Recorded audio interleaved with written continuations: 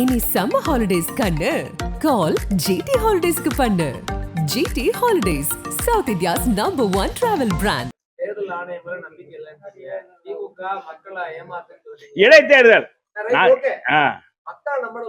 மக்களை நம்புறோம்ல, மக்கள் தான் எஜமானர்கள். மக்கள் நம்பினா அவங்க எப்பவும் நியாயமான ஆட்களை தேர்தல் நீ நம்பணும்ல. நாங்க நம்பித்தான் நிக்கிறோம். நம்பிக்கை தான் தம்பி வாழ்க்கை. இப்ப நீ 100 ஆண்டுகள் வாழ்க அப்படின்னு சொல்றோம்.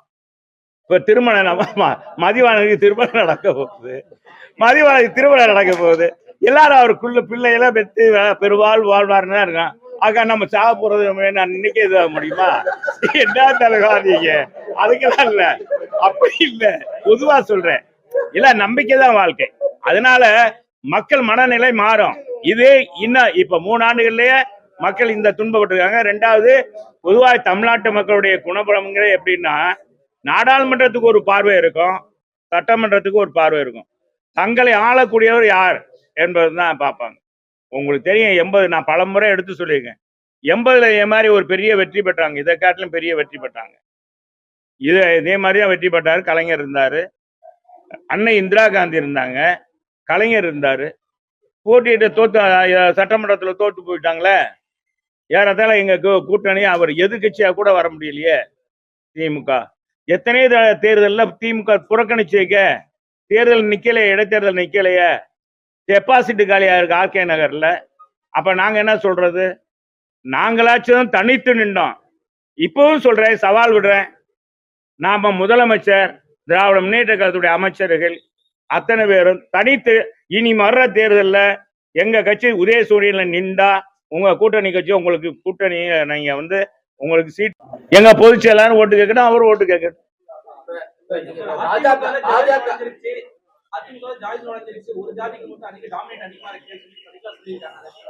சார், அதெல்லாம் அவங்க பேச்செல்லாம் இப்ப எடுபட. அவங்கெல்லாம் இப்ப கட்சியிலேயே இல்ல. இப்ப பொதுச் செயலாளர் தான். அவங்க சொல்லுவாங்க, 1000 சொல்லுவாங்க. சொல்றது இல்ல, அவங்க சொல்றது வேற. அவங்க 1000 சொல்லலாம். எங்க பொதுச் செயலாளர் கரெக்டா சொல்லிட்டா, எங்க துணை பொதுச் செயலாளர் விவரமா சொல்லிட்டாரு. நீ அதை போயிட்டு நீங்க அதை கேட்டீங்கன்னா நீங்க அதுலதான் போடுங்க. ஏங்க, இதை கேட்டுட்டு நீங்க எதை போய் பேசிட்டு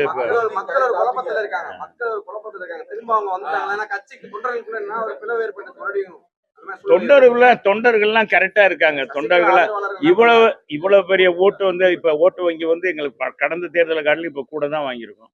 வேற ஒண்ணும் இல்லை. இதெல்லாம் தலைவர்கள் கூடி முடிவெடுப்பாங்க. பொதுச் செயலாளர் ஏற்கனவே சொல்லிட்டாரு, துணை பொதுச் செயலாளர் சொல்லியிருக்காரு. மற்ற கருத்துக்கள்னா அடுத்த நீங்க உங்களுடைய கருத்துக்கள்லாம் எங்க தலைவர் வரும்போது கேளுங்க, அவங்க தொடர்ந்து ஓபிஎஸ் அவர்களும் கட்சியை ஒருங்கிணைக்கணும்னு சொல்லி போராடுறாரு. ஒரு பக்கத்துல சசிகலா அவங்களும் போராடுறாங்க. என்னை பொறுத்தளவுக்கு காரணம் என்ன அப்படின்னா, அதிமுக வலுப்பெறணும்ன்றதுதான் காரணமா எல்லாரும் முன்வைக்கிறாங்க. தப்பான என்னன்னு சொல்ல முடியாது.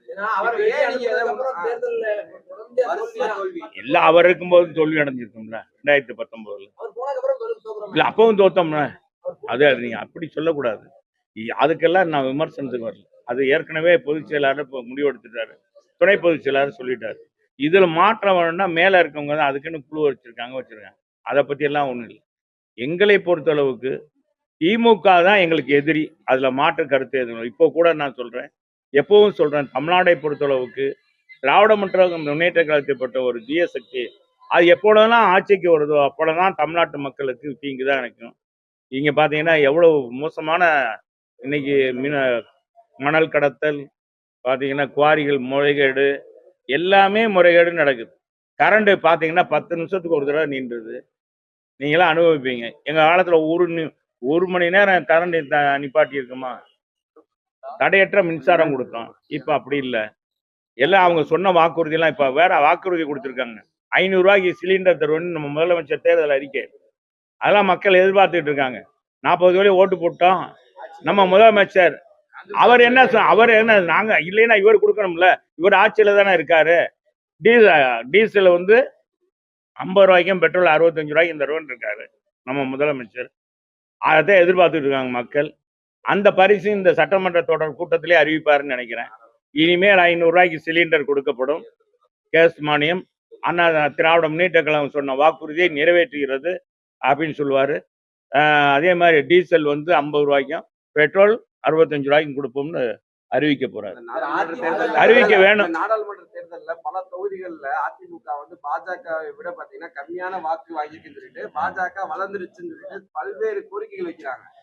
அவங்க பல்வேறு விஷயங்கள் வந்து சொல்றாங்க. பாஜக வளர்ந்து சொல்லி அடுத்து முன் வைக்கிறாங்க. நீங்க எப்படி பாக்குறீங்க? அதுல கூட அதோட சேர்த்து வழக்கமா ஒரு தேர்தலோட தான் கூட்டணி இப்பயும் பாஜக கூட்டணி வேண்டாம்னு எங்களுக்கு இல்ல அப்ப இல்ல எங்களை பொறுத்த அளவுக்கு எங்க அம்மா எடுத்த முடிவுல இப்ப நம்ம தவறு செஞ்சிட்டோமோன்ற ஒரு இது இருக்கு. ரெண்டாவது, மக்கள் மத்தியில் தமிழ்நாட்டு மக்கள் பொதுவாக வந்து பாரதிய ஜனதாவை ஏற்றுக்கொள்ள விரும்பல. அவங்களுடைய கொள்கை வந்து ஒரு மதத்தை முன்வைத்து நடத்துற ஒரு கட்சியாக இருக்கு.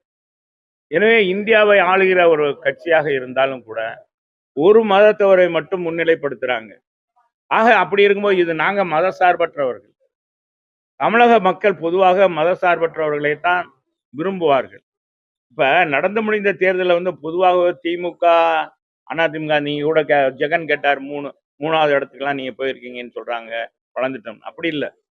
நான் தான் சொன்னேன், நாடாளுமன்றத்துல 2 பார்வை இருக்கும். நாடாளுமன்ற தேர்தலில் இப்ப அங்க என்ன நாங்க யாரு, நாங்க 2014 மோடியா லேடியான்னு சொன்னோம். இந்த தேர்தலில் தமிழன் உரிமை மீட்போம், தமிழ்நாட்டையும் வாழ்வழிப்போம், தமிழ் மக்களை வாழ்வழிப்போம் அப்படின்னு சொல்லிடுறோம். தலைமை உரிமை அந்த கோரிக்கையை மக்கள் அவ்வளவாக அதை செவிசாய்க்கல. அவங்க இந்தியா கூட்டணியில வந்து அவங்க வந்து மோடியை எதிர்ப்போன்றாங்க. இந்த எதிர்ப்பு ஓட்டெல்லாம் திமுகவுக்கு போயிடுச்சு. மோடிஜி வரட்டும் அப்படின்றவங்க எல்லாம் அதுக்கு இவங்களுக்கு ஓட்டு போட்டாங்க. இதுதான், வேற ஒண்ணும் இல்லை. இதுல வந்து திமுக பாரதிய ஜனதா ஒன்றும் வளர்ந்தது மாதிரி இல்ல. அது குட்டை தான். அது குட்டை தான், அளவு குட்டை தான். தமிழ்நாடை பொறுத்த அளவுக்கு பாரதிய ஜனதா எந்த காலத்திலும் மோடிஜி வந்து இப்ப எத்தனை முறை வந்தாரு, என்னன்னா பேசினாரு. பேசிட்டு கடைசியில போய் எல்லா விருந்தெல்லாம் வச்சு ஒரு பெரிய விருந்து வச்சு அதுல நரகளை வச்சு விடுவாங்க.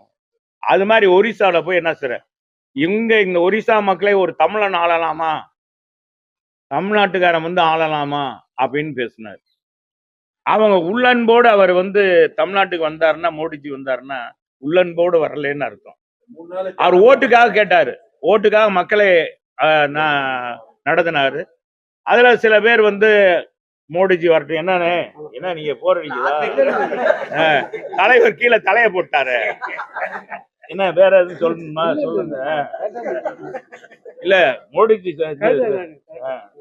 அங்க போய் ஒரு தமிழனா அப்படின்னு சொல்லினார். பாண்டியன் ஒரு IAS ஆபீசர், ஒரு துணை தமிழனுடைய பண்பாடே என்னன்னா, இப்ப ஹட்கார்கி பக்கத்திலேயே அருண்குமார்னு ஒருத்தர் இருக்காரு, பிஏவா இருக்கு. அவர் ஒரு தமிழர் தானே. இன்னைக்கு எத்தனை சாலைகள் வந்திருக்கு, பாலங்கள் வந்திருக்கு. அவரும் மதுரைக்காரர் தான். ஆக மதுரைக்காரங்க எங்க போனாலும் சைன் பண்ணுவாங்க. அதை போய் அவர் அரசியலா பண்ணிட்டார். ஆனா எத்தனை முறை வந்தாலும் பாரதிய தமிழ்நாடு இப்ப நான் அந்த இவர் சொல்ற மோடி இல்லை, இவர் இல்லை, யாரு தமிழ்நாட்டுக்கு எந்த தலைவர் வந்தாலும் சரி பாரதிய ஜனதா வளராது. அவங்க மதவாதத்தை முன்னிலைப்படுத்தும் போது தமிழ்நாட்டு மக்கள் ஏற்றுக்கொள்ள மாட்டாங்க. எங்க அதைத்தான் நான் சொல்லிட்டேன். அதுக்கான பதில் சொல்லிட்டேன். விக்கிரவாண்டி தேர்தல் அவங்களுக்கு எங்களுக்கு நாங்க எங்களுடைய அதெல்லாம் மறைமுகமான எங்க இதுல அதெல்லாம் பார்க்கலாம், அதெல்லாம் கிடையவே கிடையாது. பாட்டாளி மக்கள் வச்சு எங்கிட்ட கேட்க கிடையாது. எங்க ஓட்டுக்கு போட மாட்டாங்க. அதை பத்தி இல்லை. அது விரும்புறவங்க ஓட்டு போடுவாங்க. அதுக்கே நாங்க போகல. எங்களை பொறுத்தளவுக்கு ஜனநாயக படுகொலை நடக்கும். அங்க வந்து உண்மையான தேர்தல் ஜனநாயகம் இருக்காது. அதை திமுக உடைய இது வந்து ஈமானுங்கன்னா அவருக்கு வேற, அவருடைய இது வேற, எங்களுடைய இது வேற இல்லை. அதனால எங்களை பொறுத்தளவுக்கு நியாயமான தேர்தல் நடக்காதுன்ற முறையில தானே வரைய எங்க பொதுச்செயலாளர் அறிவிச்சிருக்கார். வேற எந்த விதமான மதும் கிடையாது, பயமோ அவங்க உள்ளாட்சி தேர்தல் எல்லாத்தையும் இல்ல அது உள்ளாட்சி ஆளுங்கட்சியா திமுக தான் இருக்க போறாங்க. அதே எலெக்ஷன் தான் இருக்க போகுது. இதே நீங்க சொல்ற பாயிண்ட்ல பார்த்தா உள்ளாட்சி தேர்தல் புறக்கணிக்க போறீங்களா? இப்ப நான் சொல்லிட்டீங்க, உள்ளாட்சி தேர்தல் பரவலா நடக்கிறது. இது ஒரு இடைத்தேர்தல், ஒரு தொகுதி, அது பரவலா உள்ளாட்சி தேர்தல். நீங்க எல்லா தொகுதியிலும் அவங்க அட்ராசிட்டி பண்ண முடியாது, அதெல்லாம் பண்ண முடியாது, அதுவும் செய்ய முடியாது. எல்லா ஊர்லயும் டூர் கூட்டிட்டு போனா எங்க கூட்டிட்டு போறது? எல்லாம் இங்க மாநிலம் விட்டு மாநிலமா கூட்டி எத்தனை பஸ் வேணும்? விஜய் ட்ரெயினை வச்சுக்கிட்டா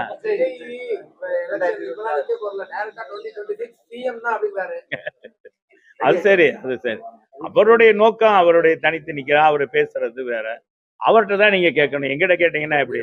நான் ஏற்கனவே அபிமானிகளா சொல்லல, நான் அப்படி இல்லை. ஒரு இளைஞர் பொதுவாகவே இப்ப வெற்றி 4 பேருக்கு உதவி பண்றீங்கன்னா உதவி பண்றேன், நான் உதவி பண்ணுவேன் இருப்பேன். இத்தனை ஊடக பெருமக்கள் இருந்தாலும் வெற்றி மாதிரி ஒரு தாராள மனசுக்காரர் இல்லை அப்படின்னு சொல்லுவான். இல்ல சொல்றேன் ஒரு பேருக்கு இல்ல அப்படி சொல்லுவேன். இது என்னுடைய குணபலம், என்னுடைய குணத்தை சொல்றேன். என்னுடைய குணத்துல சொன்னேன். நான் தனிப்பட்ட முறையில நான் அப்ப அதுலயே சொல்லிப்பேன். தனிப்பட்ட முறையில இளைஞர் புரட்சி தலைவர் மாதிரி கொடுக்க முன்வரணும்னு நினைக்கிறாரு சம்பாதித்த பணத்தை, அதுக்காக பாராட்டினேன். அது கூட நீங்க போட்டு விட்டீங்க. எனக்கு அதை பற்றியே இல்லை. என்னுடைய அதை பத்தி கூட சில ஸ்தலத்துல நான் போட்டேன். அதை பற்றி வைரல் ஆகி அவர் சொல்லி நீங்க எடுத்துட்டீங்க அப்படின்னு. அதெல்லாம் யாரும் சொல்ல. எங்க பொதுச்செயலாளர் கேட்டாரு இந்த மாதிரி, சரி சரி அப்படின்னு அவர் சிரிச்சுக்கிட்டார். பார்த்தா உங்களை வச்சே ஓட்டிக்கிட்டு இருக்காங்க, நம்ம கட்சியை வச்சு ஓட்டிக்கிட்டு இருக்காங்க அப்படின்னாரு. போராறு டிவில எல்லாம் ஓட்டிக்கிட்டு இருக்காங்க பாத்தீங்களா அப்படின்னாரு. பார்த்தேனே அப்படின்னு. சரி சரி அப்படின்ட்டாரு. வேற ஒண்ணுமே சொல்லல. அவர் எடுங்கலாம் சொல்லல. அவர் என்ன இருக்க வேண்டியதானே இல்ல. அத அவர் நீ மறட்டும் தலைவரே, களத்துக்கு வந்து அவருடைய கொள்கை, அவருடைய இதெல்லாம் சொல்லி செயல்பாடு அதெல்லாம் சொல்லி எங்கிட்ட அதிமுக யார்கிட்டையும் போய் கூட்டணி பேச்சுவார்த்தை வச்சிருக்காது எப்பவுமே, இது வரைக்கும் வச்சதில்லை.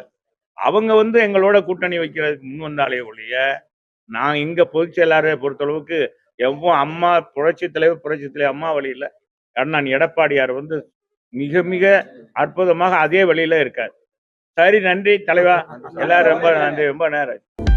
அனல் பறக்கும் செய்திகளை அப்டேட் செய்து கொள்ள நக்கீரன் களத்தை இப்பவே சப்ஸ்கிரைப் பண்ணுங்க.